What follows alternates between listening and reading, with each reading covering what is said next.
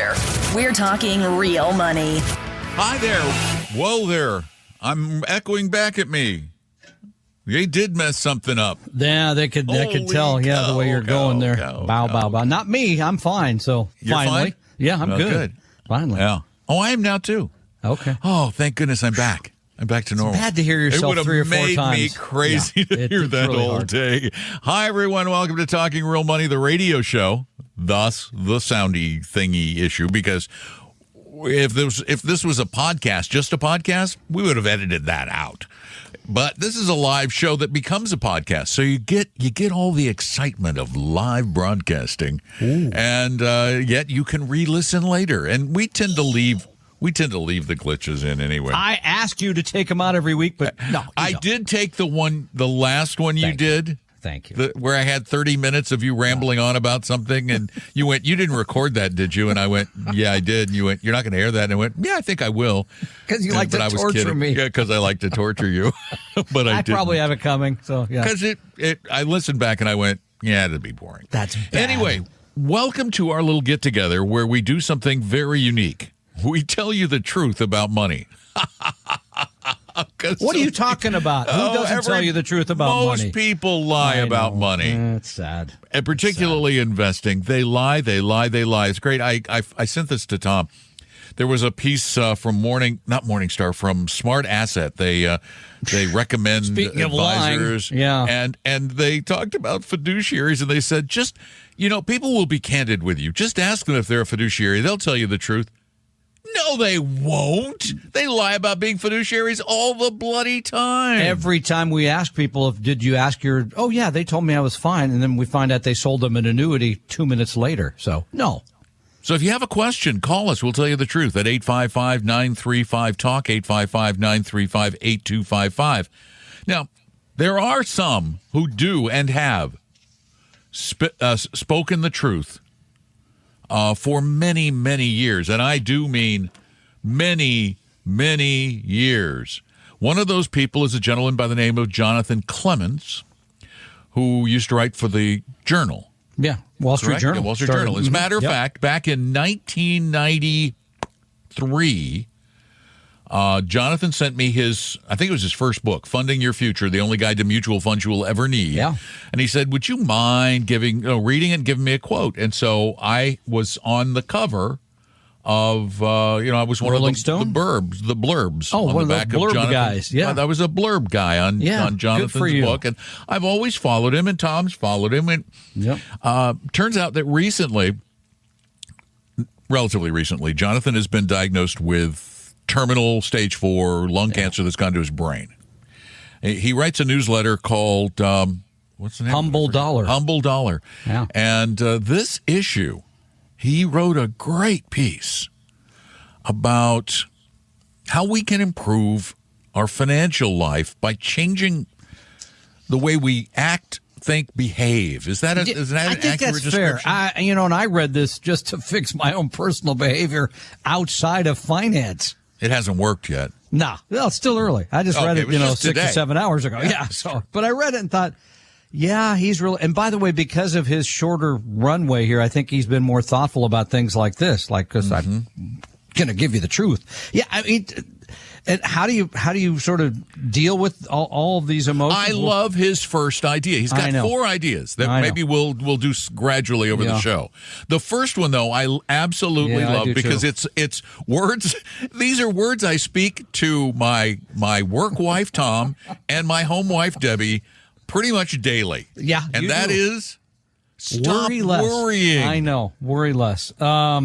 And he said he hopes folks can find a way to spend less time fretting and not just about their finance. He does mention that we're hardwired to worry, right? This goes back a long time as part of the human experience. It's all your Neanderthal genes. Yeah, as you know, massive.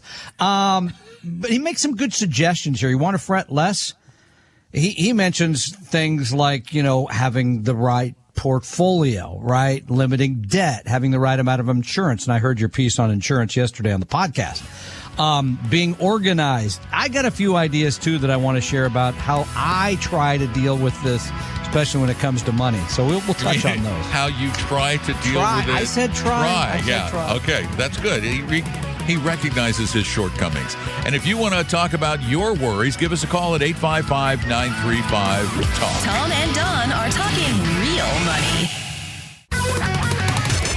Your guides to a really great financial future. Tom and Don are talking real money. We're talking about Jonathan Clements and some of his advice. And by the way, I found the blurb from 1993. Yeah. Concise, understandable, and to the point. A great book for the vast majority of American investors. Those who want to invest some money, leave it alone for years, and get on with the really enjoyable things in life. Just the book my listeners have been looking for. Don McDonald, The Don McDonald Show, Business Radio Network. Those were the days, my friend. Those were the days. Wow. But Jonathan has been giving great advice for decades, and we're going to miss him when he's gone. But his latest article, both of us were really taken with it. Yeah, I was. And his number one piece of advice is try to stop worrying. Yeah, he got some great ideas there. Yeah, but I've got a few that I'd like to add in. I think that help me. And I have a lot of anxiety about things. I wish I didn't. I hate it. And this is going to be this day, March 1st. I'm telling you, changing me until Monday.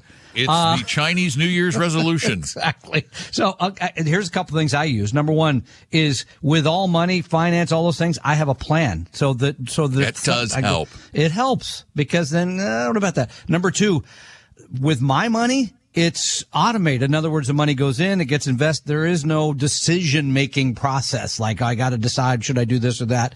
And then the third one, which is really hard, I think, for everybody because you're getting bombarded by so many messages. And that is, and I think he mentions it too, listen less. You just got to listen to stuff less. There's too much garbage out there. Talking real money. Well, there's that. But other than, there's just too much stuff all the time that's trying to influence you.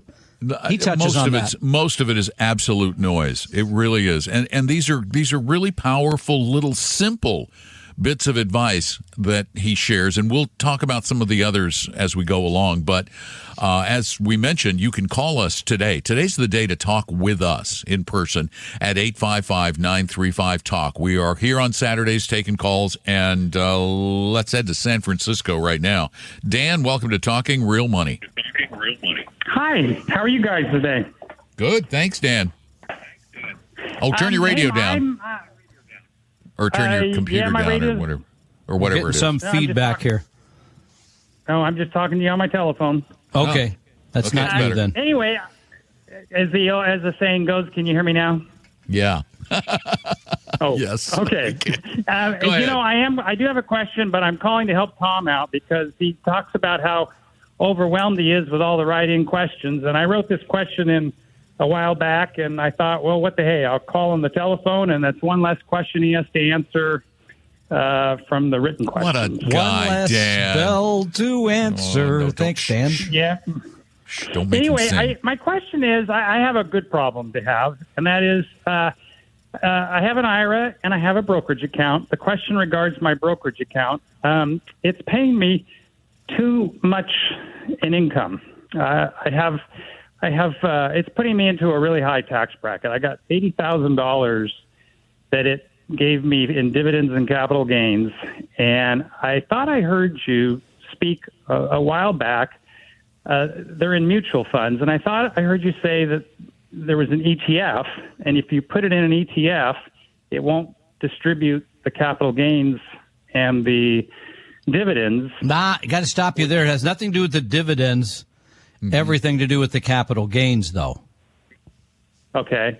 Yeah, the capital gains. Because of the way that an exchange-traded fund is formed, in other words, it's exchange. They hand the securities back and forth rather than selling them. That creates the gain. So it's different in that regard. But the dividends, basically what you can do is the way it works is they take the shares that are in the mutual fund and they put them in the ETF pool. And that's a trade. It's a swap. It's not a sale and a gain. Well, so they are more tax efficient. Go ahead. Okay, so I have a $500,000 in the Vanguard Star account and $500,000 in the Life Strategy Growth. The Star account gives me like $55,000 in capital gains. if I sold, can I sell that and move the money into an ETF, and I won't be bumping up against the 24% tax bracket? Well, what's your cost basis for those funds? How much you're going to pay in capital gains to sell them? Well, I guess that's the $1 million question. Absolutely. I don't know how to calculate it. I have the numbers, but I don't know what the numbers mean. Here's actually it makes the point. The point in your case is moot. It does not matter because this only works. You can only do this tax-free transfer from a regular fund into the same ETF if there is a same ETF. No, he's not asking that. He's saying, should I sell it and buy one? Oh. Yeah, I'm okay paying the tax. Yeah. What I'm trying to do is just not be bumping up every year because it adds. Yeah, no. I'm hearing you. I'm hearing you. But you can't answer that question until you know how much you paid for that fund, right? Because once you know the cost basis, that information. What's your cost basis on Did you say it distributes $500,000? Distributes $55,000 in realized capital gains? Yes. Or is that dividends too? So it's both, but it's 55 in capital gains, and it was like 20,000 in dividends. In the one fund? Wow, that is a big capital between the two funds, but the Star Fund gives almost like 3/4 of it. Which is an actively managed fund. But let's just assume for sake of argument that yes, it makes sense to move the money to an exchange traded fund. No argument there. The question on the table is how much did you pay for each one of those funds if you have 500,000 in them today? Right. Well, and I know the numbers. I mean, I don't know how to calculate what the tax is. Well, what's the number? Well, the average cost per share was $25.40. And the current price is 28, right? So right around 28. Yeah. So that's not a killer gain. No, I didn't think it would be, but I didn't really understand it. And it says when you look at the cost basis on the website, it says total capital gains is $45,000. Yeah, that sounds about right. Yeah. So is it just and if you're in the 20% tax bracket, is it just 20%? 20% of that. Yeah. Yeah. You're not going to pay the surcharge at that level. Well, actually, it depends. It's based on the long-term capital gains rate rather than the income rate. Yeah, right. You're going to pay the 20. You shouldn't. But your top is 20, right? Shouldn't be paying the surcharge on that. So you're talking around $10,000 for tax, but it saves me in the years moving forward, which I'm not going to touch the money for many, many more years. So. And it'll continue to grow, so it saves me all that. It's not so much paying the tax; it's bumping me up into a higher tax bracket. No, we understand all those things. So it will save you going forward from capital gains distributions. Yes. Nothing about dividends, though. Yeah. Okay, but does that make sense? Is that a reasonable thing to do? I think that's a very reasonable thing to do from two perspectives. One, you're in two actively managed funds, which we'd rather not see you in, and that can be a real wild card when it comes to distributions, and it allows you to get into index products, which will be far more predictable in terms of their because their strategy will remain the same, and the likelihood of income distributions, taxable income distributions, you can ameliorate some of those based on the type of fund. Thanks for the call. Tom and Don are talking real money. For your real life and real future, Tom and Don are talking real money. In fact, not only is Star an actively managed fund, it's an actively managed fund times 10, because Star is a fund of funds. Yeah, so there's Star all those underlying is 10 actively managed funds. It's Vanguard Windsor, it's short-term investment bond, Ginnie Mae, long-term investment grade, U.S. growth investor, international growth, international value, Prime Cap, and Explorer. So it's a lot of funds in a fund. And you mentioned something important, not just the construction of an exchange-traded fund because of the method in which securities are handed back and forth that will reduce those capital gains, but the fact that it's an index fund, there's going to be less of that activity, as you said, less tax impact. So that makes total sense, especially in that brokerage account. Yeah, it's a smart tax planning tool. 855-935-8255. That is our phone number on Saturdays. Give us a call. And Clem in Tacoma, you're up next. Welcome to the show. Hey, Tom and Don. I got this is a favorite question for you. I listened to a program a little bit earlier than you. I'm not really interested in doing what I know they're doing, but I just want your opinion. So they use $300,000 that's in a IRA traditional, and say you should take that out, pay the $66,000, and of course they're putting it into an annuity. I already know that. But what do you think of just the fact of going on and paying the $66,000 and letting it grow tax-free for the rest of the year? You know, Clem, I got to tell you first, I knew you were going to, they were annuity salespeople. I just knew it. I don't even know what you listen to, but I knew they were annuity salespeople. But here's the thing. Are they actually saying an annuity is tax-free? Are they saying that? Because that's a lie. There's no such thing as a tax-free annuity. They're tax-deferred. Like you have in an IRA already. Right. So why would you want to take money out of your tax-deferred account and put it in another tax-deferred account that would pay somebody a big fat commission along the way? And by the way, you won't have $300,000 growing tax-deferred. You'll have $240,000 growing tax-deferred at higher fees. Well, I just want to get your opinion, but I kind of listen to them just, as you just said earlier, just background noise while I'm doing other things. Well, that's, you might find some music or something else. I don't know. Find a nice podcast or something. Yeah. No, we do not favor that strategy. Trust me, we've heard most of the other financial talk shows in the Seattle metropolitan area. And I can tell you from my experience, which is less than Tom's, I think, I didn't find a single one that wasn't horrifically self-serving and perpetually fibbing about the realities of what they're selling.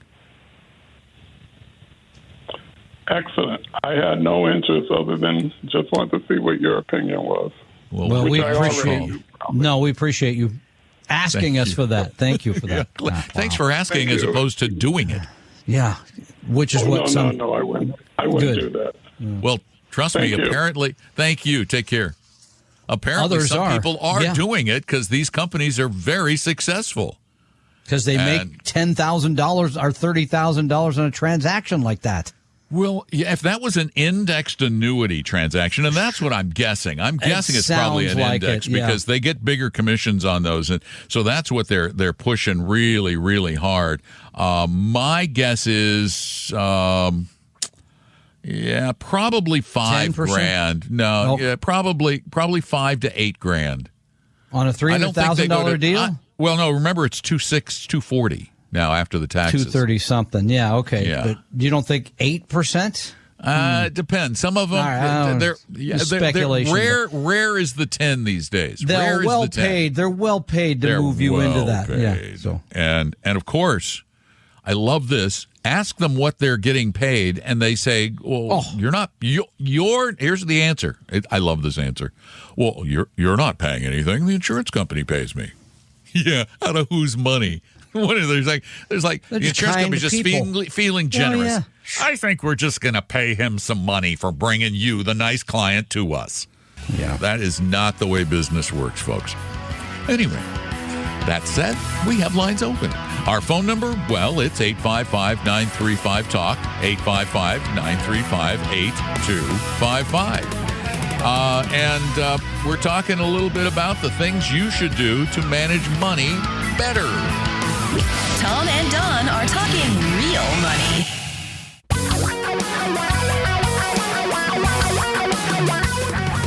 Reality radio for a really great future.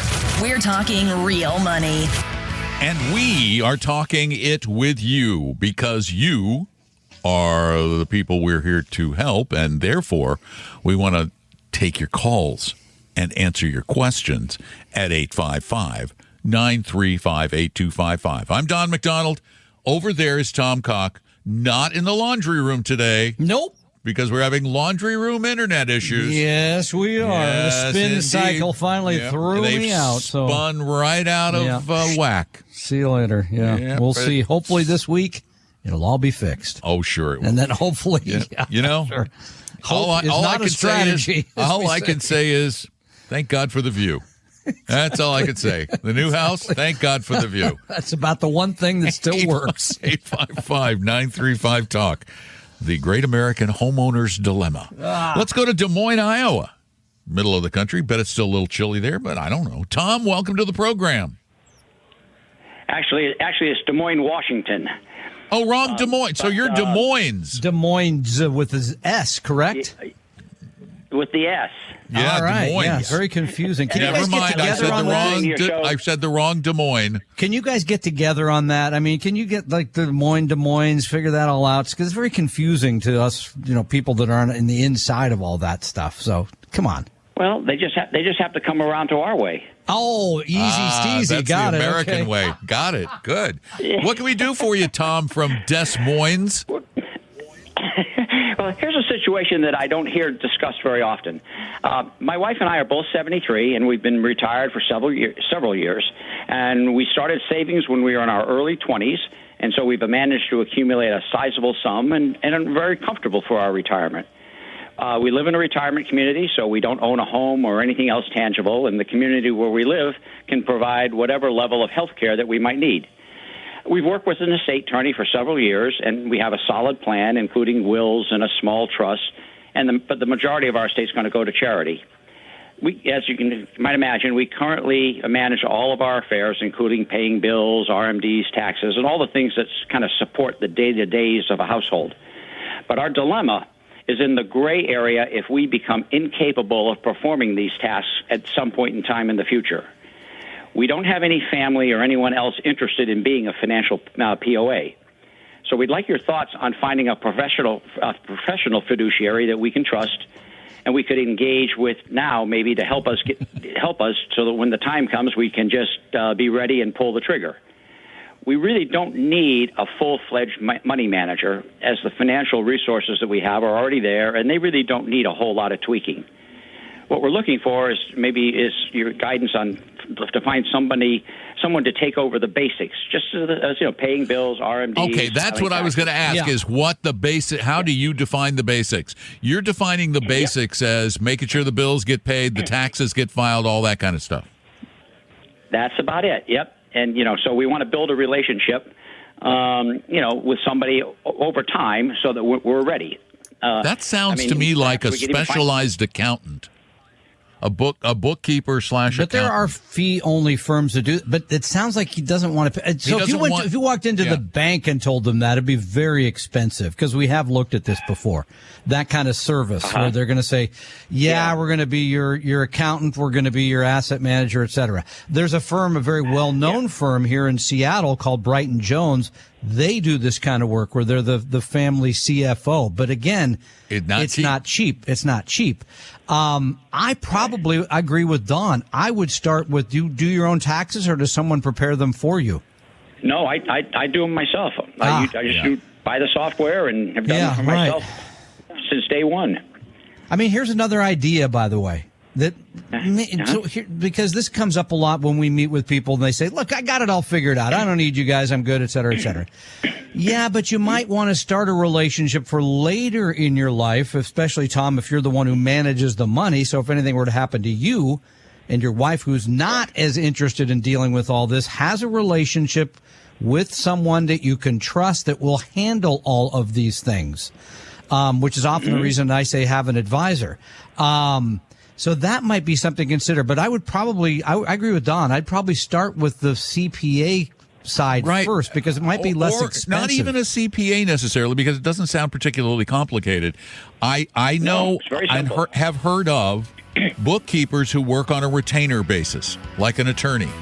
So they are your person. They're your bookkeeper. You hire them, you pay them a retainer and then a fee over and above the scope of whatever their work is. and they then work for you, and you can name them, give them some limited power of attorney. Tom and Don are talking real money. Your guides to a really great financial future. Tom and Don are talking real money. We love it when you call us here on Talking Real Money from anywhere in the country, heck, the world. 855-935-TALK is our phone number, 855-935-8255. And probably, I'm guessing just from this, he's probably putting in a little overtime, huddled in his cubicle at Dunder Mifflin Paper Company in Scranton. Tom, welcome to Talking Real Money. Hi, thanks for having me on the program. Appreciate it. Glad you're here. How are things at Dunder Mifflin? Well, it's funny you mentioned huddling in my office. I actually am in my office right now. Now you can make us feel bad. I was just wrong about the company. Darn it. Isn't our most recent former president from Scranton, Pennsylvania? Isn't that true? No. Joe Biden? What? He's from Delaware Scranton? Or something. He might have been born there. He was. No, born it is. No. Yeah, it's his original hometown. We've got a street named after him and everything. Okay. Boy, just Tom tell knows, Don I was right. Tom knows his Scranton. Yeah. Exactly. Thank you. What's up, Tom? Well, again, thanks for having me on the line. I was hoping to meet you guys at Retire Meet out in Connecticut a few months ago. Unfortunately, it didn't happen. Hoping you guys plan that again at some point. Well, we'll probably do the next one in Scranton. I wouldn't count on it. No, I like no, come see us in Seattle. People love to come to Seattle in February. It's just a beautiful short day kind of. Well, it's the good news is you won't be distracted by wanting to go anywhere. That's good. It's your hotel room. There you go. All right. So here's my question. I have a 401k plan at an old provider, the old company that I used to work for. And it's fairly substantial.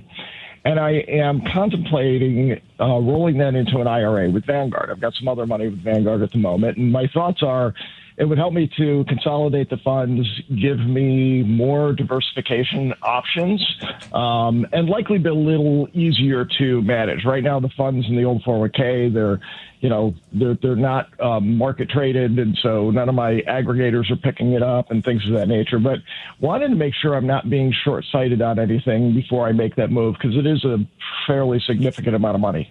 How's your current employer plan? Pardon me. The current employer is a fairly small employer. Definitely has fewer options, a little more expensive. So not a real fan of moving it into their plan. So here's the thing. Sounds like a Vanguard move. Yeah. The only reason that I would, number one, let's go back. I think that for most people, having one pre-tax account makes total sense because you don't forget things. It's easy to manage, etc. That said, if you move it into an IRA, and you ever want to do a backdoor Roth IRA, you're going to face this awful pro rata situation where you're going to have to move money out of that IRA into the Roth on a pro rata basis and pay tax on it. So oftentimes I tell people it makes more sense to move it into the current employer plan, leaving that IRA vacant so that you can do the backdoor where you simply take, in today's world, for those 50 and older, move it from into an IRA and then immediately into the Roth. It allows you to do that. So that's the only thing, the only disadvantage I would see moving it into an IRA instead of moving it into a current employer sponsored plan. Gotcha. And just, so I'm 60 right now, planning to retire in the next 2 years, probably working part-time in the next 2 to 3 years, if not sooner. And I am looking at doing Roth conversions at this point, shortly after it moves over to try to get some, because I've got all my money. I followed the advice at the time and put tons of money, in terms of savings in my 401k plan and have very little, anywhere else. Yeah. But I mean, you wouldn't want to do Roth conversions while you're still getting income because then that means you're going to be in a higher bracket. I mean, you probably want to wait until you quit getting regular income to do that. When he goes to part-time work. He's not very part-time. He's working late Saturday afternoon. No. He says in a few years he I know, part-time. But I'm just saying it's a long way from where he is today. He's Saturday at, probably like not 4 hourly, o'clock. No. All right, just kidding you. But that would be the only disadvantage I would see. That's a good point. Would be moving it to that IRA, and then if you ever wanted to do the backdoor Roth, but it doesn't sound like you're a candidate for that. So I would go ahead and do that and then build the portfolio that considers the stuff that you have in your current plan and the IRA as one portfolio. Yeah, no, sounds good. I wanted to make sure I wasn't missing anything. I listen to you guys regularly. I follow Paul Merriman's investment portfolios, and you guys have been a great help. We are pleased to have been of assistance. Sorry we missed you in Connecticut. Yep. Where, can we just say it? We don't really want to have to go there again. It's nothing against Connecticut. It's a lovely place. Come on. It's just like 20 hours from here or something. I mean, it just takes forever for me, to get there. it's not. That's true. Yeah. It's our headquarters is there. is there. there. Seattle so. all the time. I know. Yeah, that's a long further Anyway, trip we shouldn't argue while Tom's on the show. That's a good we should point. stop bickering. Well, maybe I'll make a trek out to see you guys your way at some point out in Seattle. I think it's already. If you ever come down to Disney World, look me up. Yeah, I think February 7th, 2026 is already set for Retire Meet 2026. Is it really? It is. So did I commit to that? You did not commit to okay. that. I committed you to it. Oh, There's a difference there. Circle the calendar, Tom. Thank you for listening and reaching out to us. We appreciate it. 855-935-TALK is our phone number. That is 855-935-8255. We talked earlier about our pal Jonathan Clements. And by the way, this is his last regular full-timed article. I know. I read that at the end. That was kind of chilling. I need to send him a note. You do. We talked about his first bit of advice, which is to stop worrying. His second is a little less clear what this one means. Well, Tom. he Talk says, it through. Yeah, rather than just doing something, take it up with others. And this is the case I recommend to everybody, especially after the age of 50. Ask a professional for a review. Now, do not walk into an insurance office and ask them. They will sell you something. Do not walk into a major brokerage. They will likely sell you something. Only get the advice from a fee-only 100% fiduciary. But most of those will give you an hour of their time and kind of say, think about this before you have to pay them. Most of them. Yeah, they'll give you some time, I think. Yeah, okay, well, if they won't call me. Most of them will. No. Yeah, okay. In some fact, will. Most of them say free consultation, and we're going to pressure you to become a client. Yeah, okay. Yeah. So call me. Now, I do like the third one better, which his first line, get this. When folks raise their voice and pound the table, we sit up and take notice. And immediately, who do you think of? Sound familiar? Who do you think of? Not Don McDonald. Stop it. Jim Cramer. I think of Jim Cramer. Yeah, okay, yeah. That's who I think of. Boss. And it says basically think for yourself. And it says the guy that's the loudest isn't always right, which I totally agree with that advice. That's it. And in today's world, it feels like that is the case. The loudest voice says, this will carry the day. You got to pay attention. So I think that's good. But I think 4 and 1 are my two favorites. Number 4 is really, 4 is really because there. It gets to the heart of how we make decisions. Yeah. Number 4 for him is understand what's influencing you. What is impacting your decision? What made you think that?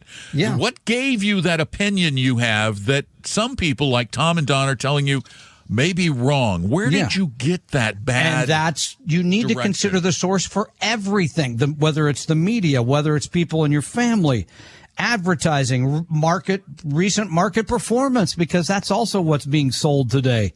Thankfully, not cryptocurrency so much because that's gone down a lot. But all those things that you feel like I've got to go do something about it, and you really don't. But I think to understand people's conflict of interest is huge. He says something at the end too that's painful for me. Perhaps nothing is more important than managing money and how we conduct ourselves more generally than knowing ourselves. That's pretty hard when it comes to these financial or any matters for that matter. It really is hard because we've got so many misconceptions influencing us. 855-935-TALK. Tom and Don are talking real money. For your real life and real future, Tom and Don are talking real money.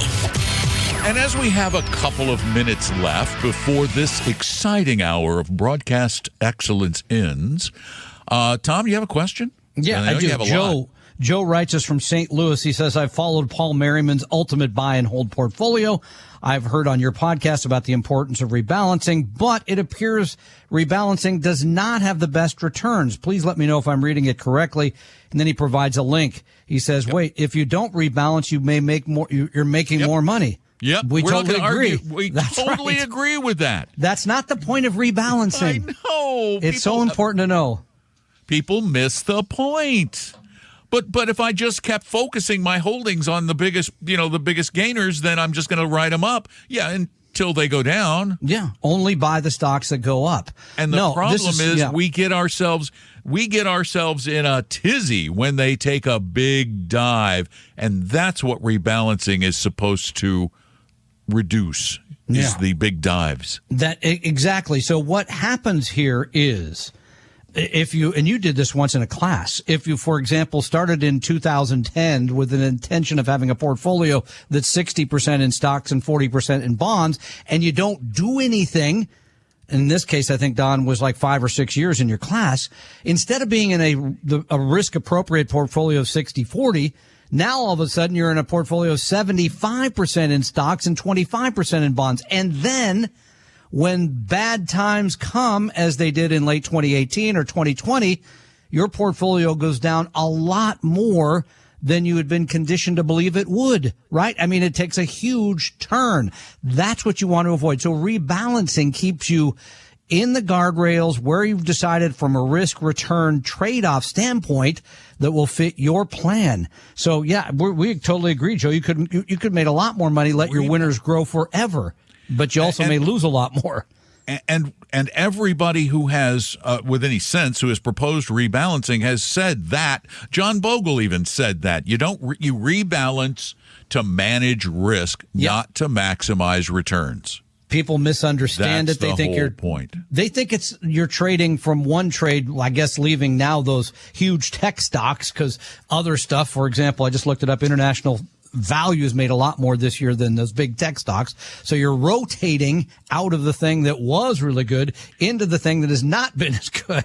However, let me add that all of those studies that show you would have made more money by not rebalancing are heavily weighted to the last 2 decades. Yeah, of course. Which have been extraordinarily good decades, really, overall, for the stock market, particularly the last decade. So, again, protection, psychology. We've got to protect our brains from the stress of a really rapid decline in the market, because we do stupid things when that happens. Dan, you want to learn more? Yeah, about not doing stupid things, about doing smart things. Retire Meet, the one we just did a few weeks ago, is now up and available online, and you can go to retiremeet.com.